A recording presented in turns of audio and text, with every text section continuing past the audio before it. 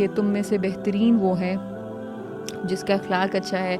اور اس میں سے بھی بہترین وہ ہے جو اپنے گھر والوں کے ساتھ جس کا اخلاق اچھا ہے. تو اب خود ہمیں اس چیز پہ، اس پہ آدمیوں کو اپنی جگہ پہ انالائز کرنے کی ضرورت ہے، اور عورتوں کو اپنی جگہ پہ انالائز کرنے کی ضرورت ہے کہ کیا ہمارے گھروں والے ہمارے ہاتھ سے اور ہماری زبان سے محفوظ ہیں، کیا ایک شوہر جو ہے اس کی بیوی اس چیز سے محفوظ ہے، اور کیا جو بیوی ہے اس کا شوہر اس چیز سے محفوظ ہے، اور کیا میاں بیوی دونوں سے ان کے بچے جو ہیں وہ محفوظ ہیں. سو یہ ایک بہت